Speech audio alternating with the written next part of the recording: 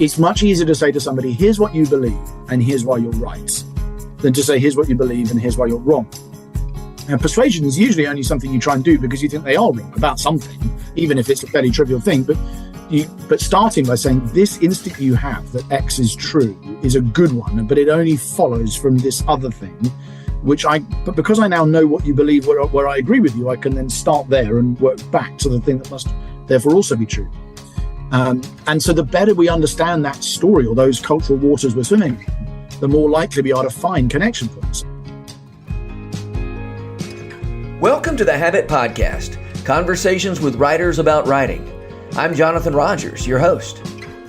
Andrew Wilson is teaching pastor at King's Church London and has degrees in history and theology from Cambridge and King's College London. He is a columnist for Christianity Today and has written several books. The most recent is Remaking the World, How 1776 Created the Post-Christian West. I agree with historian Mark Noll, who wrote, Andrew Wilson's book is extraordinary in every way. Extraordinary in the breadth of research, extraordinary in the multitude of world-significant events that Wilson identifies for 1776, extraordinary in the depth of his insight on what those events meant and continue to mean, extraordinary in the verve with which he makes his arguments, and not least, extraordinary in the persuasive Christian framework in which he sets the book. Remaking the World is a triumph of both creative historical analysis and winsome Christian interpretation. Andrew Wilson, I'm so happy to have you on the Habit Podcast today. I love your book, Remaking the World, How 1776 Created the Post-Christian West. Thank you for writing it. Thank you very much. It's really lovely to be with you. I have to say, when I saw that subtitle, 1776, post-Christian, I was a little suspicious, right? I mean, this just, the language of post-Christian is so often the sort of language of catastrophizing, of doom. And then the 1776, I just assumed, okay, we're just talking about the American Revolution here. I'd never put together how many huge things were happening in 1776. You identify about 10 major events and cultural moments like Gibbon's rise, the decline and fall of the Roman Empire, and Adam Smith's Wealth of Nations. This was going on in 1776. It's not just the steam engine. I think is massive. The start of early Romantic movements, and it's just such a fascinating period of history. And obviously, partly the subtitle is a little facetious. It's probably designed to create the impression you got, which is just partly to draw Americans in. Go, oh, okay. Well, I hope this isn't a British guy saying that the American Revolution is to blame for everything. But obviously it's not. Most of the book isn't, as you know, isn't about America. And I think we want to give its due to that important moment in political terms, but also to say there's a load of other stuff going on here. It's just it seems to be one of those years. There's probably one or two others, I would say, 1492, 1453, a couple of years in history where a whole lot changes in one 12-month period. But I do think 1776 is nearly unique in the range of different things that are going on and the amount of reverberations they still have in the modern world. Yeah. Okay. So you use the acronym WEIRDer to describe our world. And I think the WEIRD acronym is not original to you. Maybe the ER at the end is from you. Yeah, that's right. Yeah, that's right. So WEIRD on its own is has been around for 10 or 15 years in psychology circles as a way of describing, to be honest, people like you and me, Western, educated, industrialized, rich, democratic, to which I've added the E and the R, ex-Christian and romantic, which are more to do with ideologies and sort of intellectual and emotional undercurrents to the modern world, whereas the five that the psychologists talk about are more to do with institutional and material conditions. So it's a way of trying to slightly broaden the terminology and to include Christianity, which obviously I'm very interested in, but Romanticism as well as a sort of intellectual, artistic movement, which I think is a very important part of the way that modern Western people think as well. Yeah, I definitely want to get to that in just a minute. And the convenience of this acronym WEIRD or WEIRDer is a reminder to us that our way of seeing the world, which seems perfectly normal to us, is not normal at all in the sweep of history. Yeah, I mean, that I think in a weird way, and it's clearly Freudian stuff. In a way, it becomes very obvious as soon as you travel. So as soon as you go, as soon as you interact, certainly with someone who's not at all from your normal milieu. If you or I was just to get parachuted into,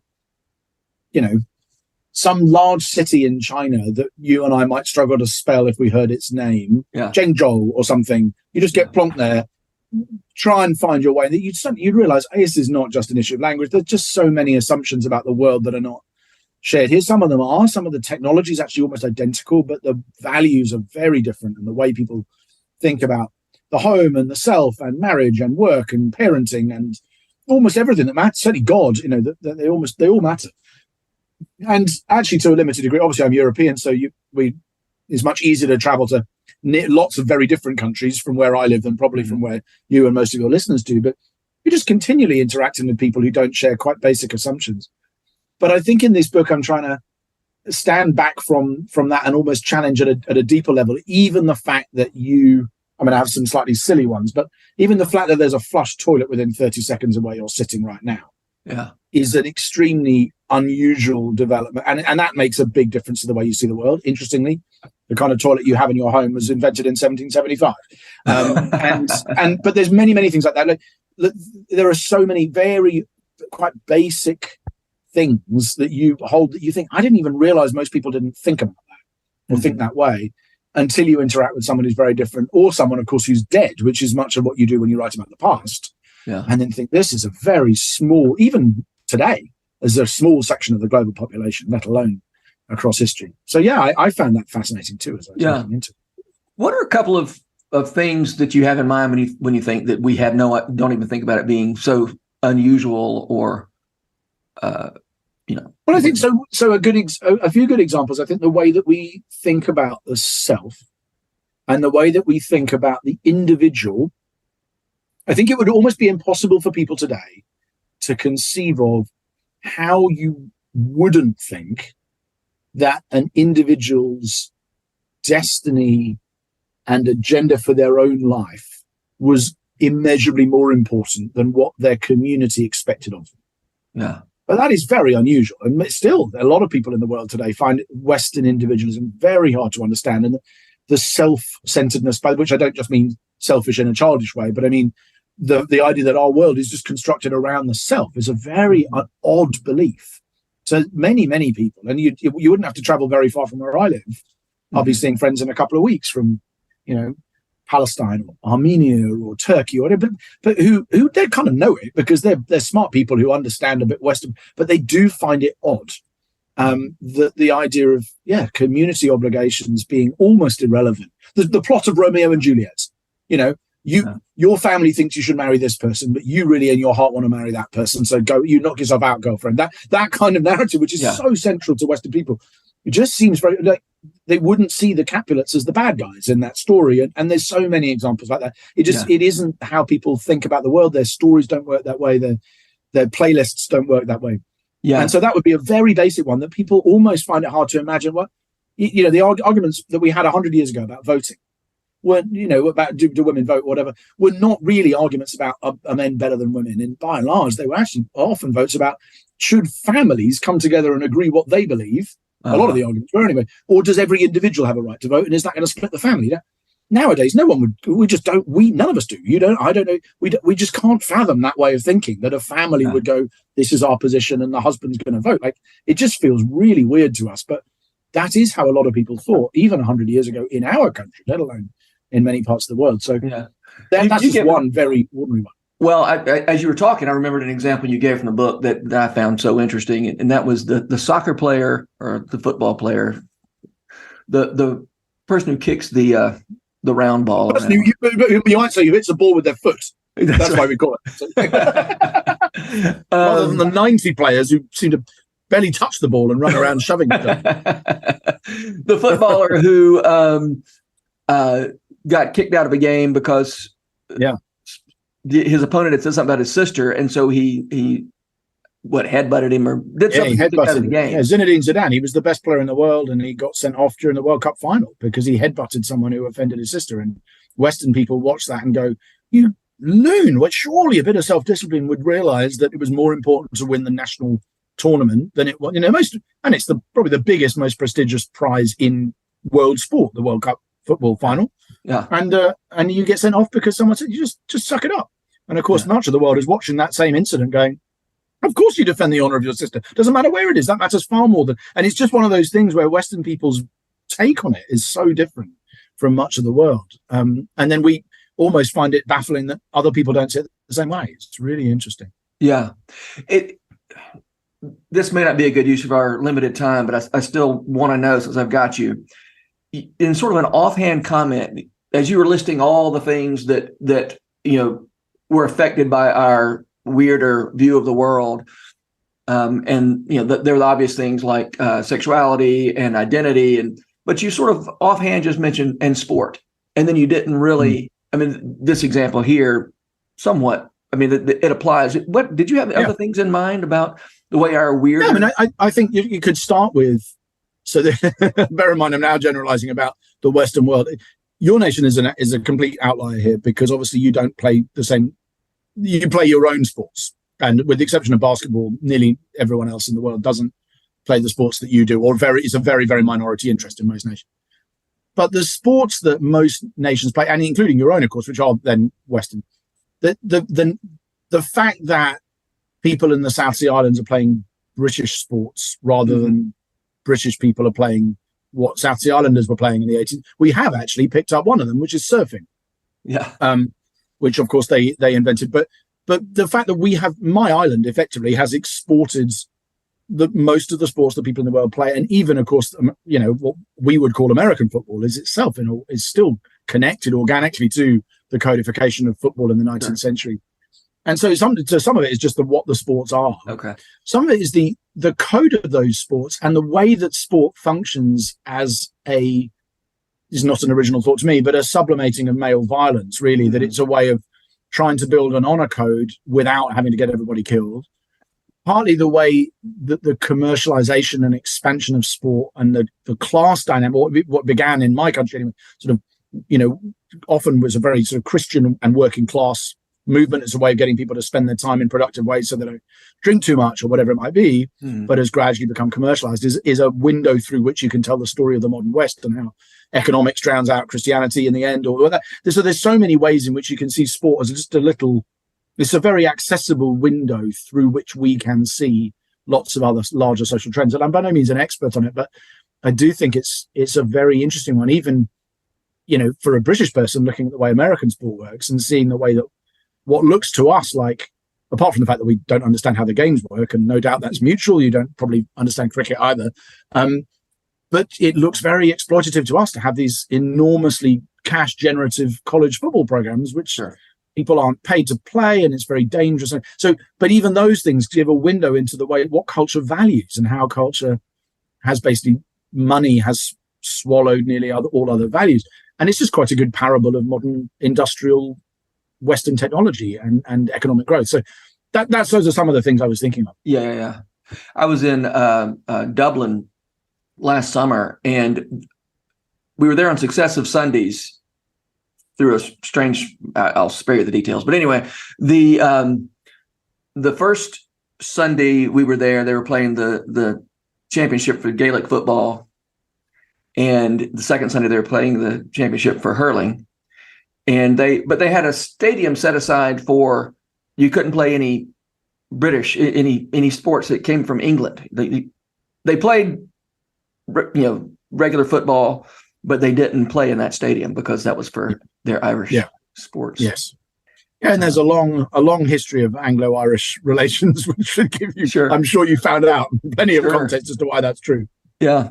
But I also loved we're going way down a rabbit trail. We would need to cut all this out probably, but the fact that the footballers or the hurlers, if you played for County Cork, you had to really be from County Cork, and it was very not just amateur, but very localized. No recruiting, no trading. Anyway, that's neither here nor there. We should move on. Ex-Christian. Now, by saying, I assume you said ex-Christian instead of post-Christian, mostly because it fit in with your background. It starts with an E. It's nothing more fancy. So you don't mean anything different from what other people mean when they say post-Christian. No. But I have to say, I appreciated that language of ex-Christian as distinct from post-Christian, insofar as we're accustomed to the idea that when you're an ex something, if you're an ex-wife, your life is still very much shaped by the husband that you're not the wife of anymore. Yeah. Whereas post, that language to me feels like we left that behind. And your point of being when you say a culture is ex-Christian, it's still very, very much shaped by Judeo-Christian tradition. Yeah, and I think the way I try, that's very interesting. I've not heard anyone yet pick up on the idea that ex and post have slightly different connotations, which I hadn't spotted that actually. It wasn't intentional, but I think you're right, they do. And I think for me, I mean, the way I try and word it is I want to put the accent on the word Christian rather than the word ex. So it's not that we are ex-Christian in the sense that we've abandoned everything to do with it. It's that we are ex-Christian as opposed to ex-communist or ex-animist or ex-Muslim or ex-Hindu or whatever, as in the belief system that has shaped all of the institutions and all of the assumptions. And, I can see a painting on the wall behind you and the books behind you. And Christianity has shaped all of those things, whether they're Christian books or not, in all sorts of ways, in a way that animism, say, or Islam almost certainly have not, even if the books are about Islam or animism. And that's what I mean, that the accent is ex-Christian. It's like the belief system that we have tried to move beyond into the brave new world of sort of secular, liberal modernity or whatever, is a Christian worldview rather than something else. That's the angle on it. But obviously, the story of the book, in part, is about how the attempt to do that by moving beyond Christianity came about and reached in some ways its high point. That if you wanted the golden age of atheism, or people say, when would you as an atheist have felt most like, I think we're going to win this one, guys, in history? You might well have said the years immediately leading up to the French Revolution, or just before the Terror, probably. So the 20 years leading up to 1793 or so, I would think, I mean, Alistair McGrath does this in his book, The Twilight of Atheism. He says really high noon for atheism is about 1790, that kind of period. And what we now have is you have lots of people who they're not confessionally Christian, but they're not atheist in the same way that it would have felt like was on the resurgence in that decade. So, and the values by which, the values by which our cultures criticize the church are the values, of Christianity. I mean, it's you remark that if a Viking were to somehow be reanimated and dropped into Scandinavia, which doesn't think of itself as an especially Christian nation, that Viking wouldn't know what was going on. No, it would feel incredibly Christian to be in, even just the welfare state that we have in Europe. And I know it would be a little different in the States, but people from, if Asterix and Obelix were to wake up in modern France with all of its pretty robust secularism, they're one of the, it's arguably the most thoroughgoing attempt to be secular, certainly in the West, in France. Yeah. But Asterix and Obelix would go, what on earth is this value system? This is so alien to them. And they would see it as Christian from top to bottom once they knew what Christianity was. And the same would be true obviously in Britain as well. So, that's a big part. I'm clearly not the first person to think of that or anything. Sure. It's a commonplace in people who write about it, but it's just interesting because to us, we feel a lot like, oh, well, Christianity's behind us. We've given it the boot, but it's still very, very here in the fabric of the way we think. Even the language of human rights, which most people wouldn't want to question, is Christian from top to bottom. Where on earth did humans get these rights if we're just bundles of molecules fighting each other to have more offspring? It just doesn't follow, and yet that is how most people think. It wouldn't be something people would give any ground on at all, and that's a Christian conviction. Yeah. Well, I want to talk about the idea of you speak of the fusion of a Christian and romantic influences. I guess maybe we need to back up and talk about what romantic is and how that's distinct from Christianity, but then how they get mixed up. Yeah, so I mean, romanticism is incredibly difficult to define, and I do it. I have an attempt at it in 8 words, beginning with I. I can't remember what they all are. Inwardness, infinity, ineffability, imagination, and a bunch of those are. But I'm trying. You really are a preacher, aren't you? Yeah. If you can't alliterate it, it isn't true. That's the rule. Yeah. No, that was a bit of fun. I think I got to about 6 in the list, and I thought, oh, they all start with I. Let's just make it work that way. But but it's very difficult to define. But I think we would know it. It's more easy to point out who was doing it. And so this is like, the Schlegels and Wordsworth and Novalis and Coleridge, and then into Byron and Keats, and then the Romantic musicians and Romantic painters, and Chopin and Liszt, and all of starting with Beethoven and on that movement. And but at the same time, one of the arguments I make there is that these sort of 2 huge forces that shape the creative life in the modern way, or a lot of our best art and most stimulating creativity, arises from, I think I picture it like the mingling of 2 great oceans. Christianity and Romanticism have a lot of tensions built into them, which drive a lot of the most creative and interesting artistic things people in the West do. And so there are tensions, for instance, between self-sacrifice and self-actualization. Mm-hmm. So in Romanticism, the idea of actually, and this again in the book, the period I cover in the book, someone like Rousseau is like, I'm just going to study myself. That's I'm going to retreat into myself. Or Goethe, I return into myself. I find a world. So this is very 1770s, early Romanticism. The most interesting thing in the world there is me. It's the inner me, and that's what I'm going to discover and then give to the world as a gift almost. And so that's a sort of vision of self-actualization, self-discovery. Christianity is the language of self-sacrifice. It's the language of renouncing yourself, forget yourself and follow me. And the fusion between those 2 drives a lot of the most interesting art we have, because just state it that way, most great stories, novels, sometimes even you can see to a degree in music, but certainly in the big stories, plays, films, the tension between somebody saying, am I going to give myself up for someone I love, or am I going to actualize myself or am I going to try and find a way of doing both? And that creates a lot of the drama that we love. And that would be one tiny example, but many, many of them, the very tense, a lot of tension between attitudes towards sex and sexuality, or relationships, or marriage. You have a romantic vision. This is, you follow your heart wherever it leads. You have a Christian vision. You say you remain faithful to commitments. And that, again, drives a lot of the most interesting plays, books, stories that have been written in the last 200 years. And so I give lots of examples in the second chapter you referred to earlier. Harry Potter, or the movie 1917, or Hamilton, or like all sorts of, the Hilary Mantel's books, and just ways of saying, The West Wing. Lots of just think this is what happens when Christianity and Romanticism collide. The Barbie and movie. Both of those things have their root in 1776. Yeah. Yeah. I don't know if you've seen the Barbie movie, but there's plenty of that in the Barbie movie too. I haven't yet, actually, no. Yeah. The problem is, once you've seen it, you really do see it everywhere. Right. Because I don't very often go to the cinema, so I chose Oppenheimer, which I really love. But I can imagine from the reviews I've seen, the Barbie movie is a great expression. Yeah. Casablanca, another one that's very much. I'm also many people will switch off now. I've never seen it. Is that right? So, okay. Never seen Casablanca. I just didn't get into black and white movies when I was young, and I now hardly ever watch them. So my confession.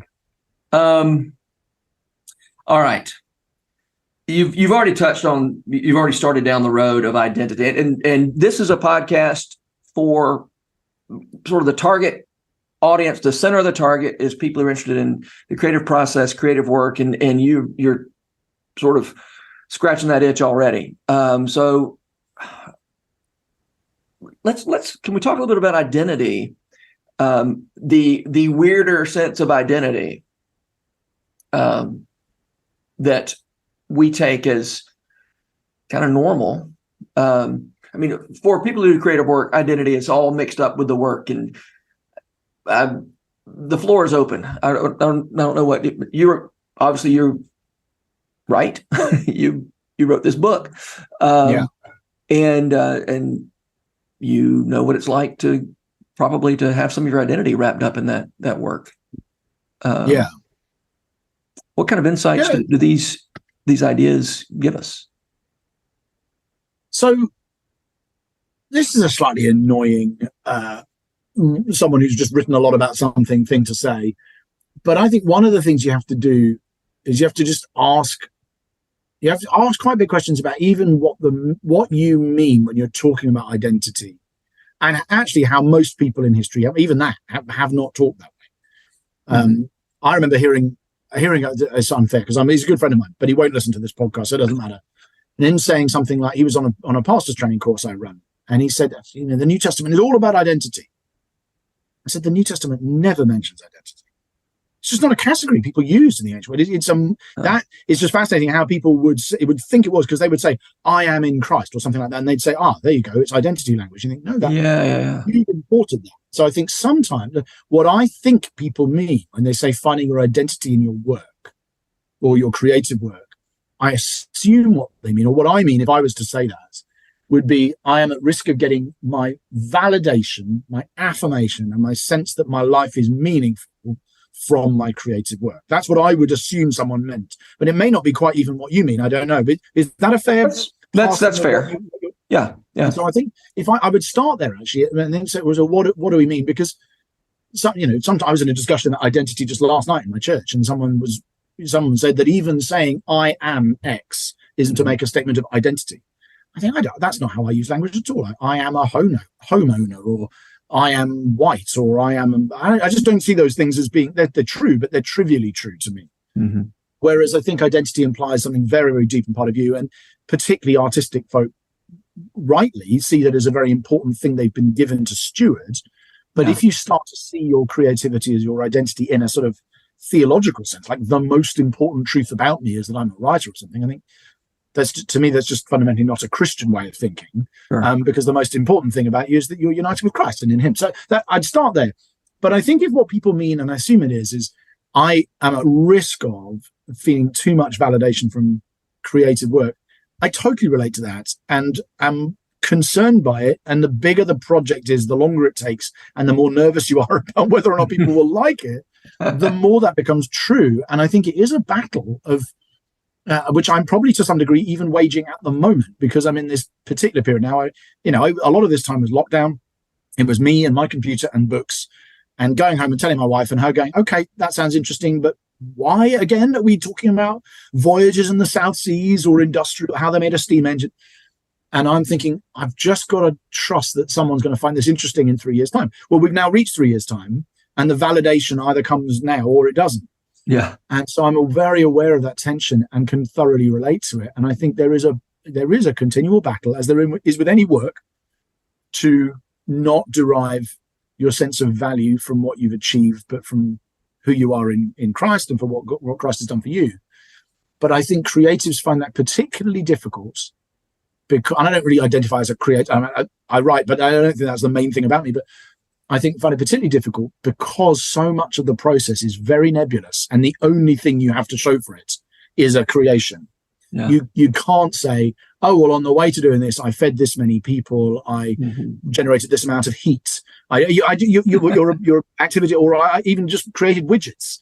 You say, no, I didn't. The only thing I did was this artistic thing, which is very difficult to get any value on without someone else saying, that really helped me, or I loved it, and so we're probably more inclined than most to find validation in the opinion of someone else of our own work than someone who makes widgets or food or whatever most things people make. So I suspect there's if you write a piece of music, it has got no functional utility except in lifting the human soul. So it's very difficult to know without personal feedback from someone whether or not it's actually worked. So we're very vulnerable to reviews and no doubt sales, and if you do concerts or play, applause, all those sorts of things. I think that is a creative person is more vulnerable than most to that phenomenon because of the nature of the work. Yeah. Yeah. And you mentioned sales. I mean, even that model, even that metric of success goes back to your weirder acronym, the Western values, the commercial values, all those. I mean, so how does I think the greatest work of art that I've seen in person, by my judgment, but I know many would see it, was those Michelangelo's Pieta, which he makes at 22, and it's sitting there in the Vatican, in St. Peter's, and you see it, and you just cannot understand how a human being can do that, let alone a 22-year-old. But his validation doesn't come from anything like that, sales tickets or even fame. I mean, he would have been relatively well known within a circle, but his fame is far greater now than it would have been then. Most people in the world would have no idea who Michelangelo was. So that sense, you're right, that's a way of appraising artistic merit is quite new. Like now, that of course we know, yes, you get reviews in these, and a review in this publication is far more meaningful than a review in that one, and sales, and we kind of mix that together to appraise ourselves. But that's, as you say, that's a very new way of appraising artistic merit. Okay, can we? I'd like to address both writers of fiction and writers of, let's say, persuasive, essayists. Some of your insights around the remaking of our thinking, by way of 1776. Tell me about how does that affect the way we can be telling stories? Well, I know nothing at all about the writing of fiction. I don't think I'd be able. I've got some friends who do. When I finished university, the friends who I remain in touch with, a number of them were in this sort of artistic world and wrote and still do write, plays and books and that sort of thing and stuff on TV and things. But they say, I have heard from them and found it thoroughly believable that Ott was just. I remember asking them once, why do a lot of young poets? How can Keats write all these poems and die at 26? But that doesn't happen with novelists, or almost never does. Normally novelists, their great work comes later. So what is it about poetry? And he said, actually, it's because plot is just so hard. And it's getting good with language takes much less time than plot is. Now, there's people here who know far more about this than me, but I might disagree. But when I heard that, I thought, oh, that does ring true, because of course that's something I haven't had to learn how to do. I haven't had to cook up. I'm trying to narrate and pace a plot in a book like this, but it's all based on things that really happened. But trying to invent plot I think is very, very hard. I think I probably think that the collision I talked about earlier between Romanticism and Christianity can be a helpful lens through which to view the creative process in that, or even storytelling, because it's so built around tension and tensions like the ones I mentioned. Is this person going to remain true to their commitments and obligations and duties, or are they going to be true to their feelings and instincts and desires? That's a classic sort of plot way of driving a plot. Is this person going to sacrifice themselves, or are they going to actualize themselves, or both, and which is going to take precedence over which and why? And so I think that those two trends that have shaped who we are very significant for those of us who are trying to create plausible plots, stories, characters about human beings, how human beings behave, and what inner dynamics there are. But to be honest, at anything more than at a practical level, I have no idea how to do that. And I just cannot but admire people who can write fiction, because I've never even tried, because I know I'd be terrible at it. And so I've written history instead. But I think it's finding an extraordinary process to see the result of it. Think, how on earth did you come up with that? I think it's an amazing feat of human imagination. Yeah. I do love that idea of acknowledging that tension. I think that's helpful to think as storytellers think about, add things to their tool pouch. Let's say that's a good thing to have there in the tool pouch. This idea of the conflict between self-sacrifice and self-actualization. Well, let's talk about persuasion then. This is a book. You make an argument in this book. This is a book that is intended to persuade, to understand the what you call the weirder vision of the world. How does that understanding shape the way we try to persuade other people? I think it shapes. It's particularly helpful, I hope, in articulating the stories that people already believe, and therefore enabling us to find points of common ground and connection with those who we are hoping to persuade of something else, because persuasion is an awful lot easier to do. I mean, I've used this line a few times in talking about the book. It's much easier to say to somebody, here's what you believe and here's why you're right, than to say, here's what you believe and here's why you're wrong. And persuasion is usually only something you try and do because you think they are wrong about something, even if it's a fairly trivial thing. But starting by saying, this instinct you have that X is true is a good one, but it only follows from this other thing, which but because I now know what you believe, where I agree with you, I can then start there and work back to the thing that must therefore also be true. And so the better we understand that story or those cultural waters we're swimming in, the more likely we are to find connection points. And I think if we have a fairly narrow understanding of what people currently believe and live with, we'll find persuasion more difficult, because we will think, well, I just don't know enough to find where is the common ground. And we've all had conversations like this. We think, I'm talking to this person, I just think we're totally missing each other like ships in the night here. Yeah. But the more we have seen the wider story that they live in or make sense and how they make sense of the world, the more likely we are to say, oh, there's a connection, and to start from there to build out with a view to persuading, because I think that's where persuasion usually starts, is on common ground and then building out. So I think that's probably, I hope that's how a project like the one I've been working on, and obviously many others do, might be able to contribute to persuasion in that sense, in that it gives you common ground to start from in building a case to persuade somebody else. That's a very good question, really. It's not something I've thought a huge amount about. It's not why I've obviously wrote the book, but I do think it could help. Yeah. Well, it's remarkable how little effort goes into persuasion in our public discourse, to actually trying to get someone to change their mind. I mean, in other words, we're a lot more interested in browbeating, I think, than we are in persuading. I think it's also helpful to acknowledge not just these other people have this, overly romantic view of who they are, and I need to therefore persuade. It's helpful for me to realize the extent to which I have an overly, or I have some of the things I think of as a Christian way of thinking about the world turns out to be Western, industrialized, romantic. I really appreciate the way that you help a reader like me. I don't like the word interrogate, but I'm going to use it just because it's what's coming to mind. Interrogate my own assumptions, because it really is easy to mistake, Western for Christian, or for that matter, capitalist. Yeah. For Christian, if you're not thinking very hard about things. Yes. Yes, absolutely.